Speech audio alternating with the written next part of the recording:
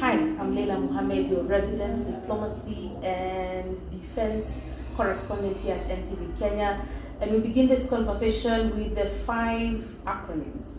Let's begin with M23. M23 is a French acronym for an armed group in the eastern part of the DRC. It's the largest of 129 such armed groups in that vast region, and it's also a critical player in the activities that have been going on in the area around Goma in the last few months. So let's go to EACRF, EACRF, East African Community Regional Force.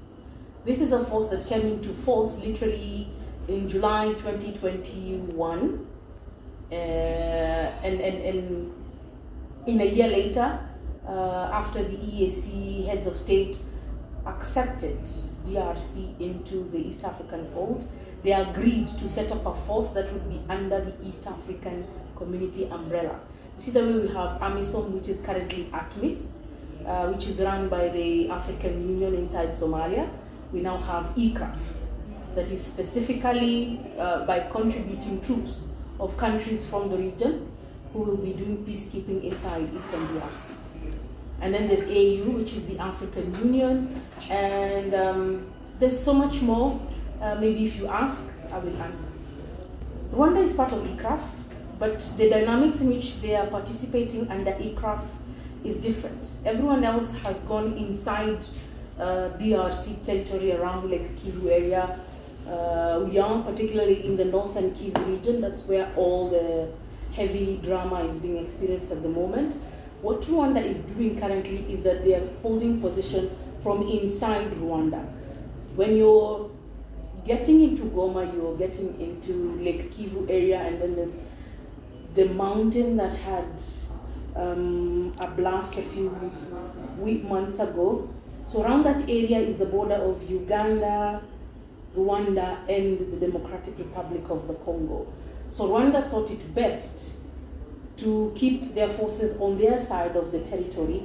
However, there's also an issue around Rwanda, the DRC. They've been feuding for a while, and lately we've seen also the international community really condemning Rwanda because they are accused of funding militia who are included into the M23, and part of them are Tutsis who ran away from Rwanda during the genocide, and they kept their bases inside the eastern part of the DRC. So many of them are being seen as sponsored by the Kigali regime, and that's where there have been issues. Remember, in November or October, there was a meeting in Luanda, Angola, where President Kagame and President Felix Tshisekedi met, and what the issue was that they were trying to bring the two countries together because one is felt to be funding that armed group.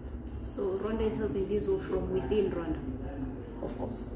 Remember, some of these armed groups are remnants of groups that ran away from Rwanda a long time ago. They are Rwandese speakers, they have ancestry inside Rwanda. Rwanda has always said, no, we do not do this, and there's a report that actually has been presented before the United Nations Security Council, and it says, and I quote, that Rwanda has been funding in terms of the forces, their uniforms, their training, and so much stuff, in which the deputy government spokesperson had a statement the other day to say, we haven't seen that report, we know of the details of that report, however, we deny anything that is affiliated with that report. So what was happening? Was it yesterday or the day before yesterday? So what was happening on Friday was a big win for not only the Rwandese, no, the Congolese people, the people who live in Goma. Goma is a hub. It's a connector of the eastern part of DRC. So Kibumba is 20 kilometers away from Goma, and it is one of those areas where M23 had really taken cover. Remember, in the last few months there was serious fighting in towns surrounding Goma. So on Friday, the EACRF troops, which are led by a Kenyan general, Major General Jeff Nyaga. This guy is amazing. He has been inside Somalia so many years. So peacekeeping is something that is really close to his heart.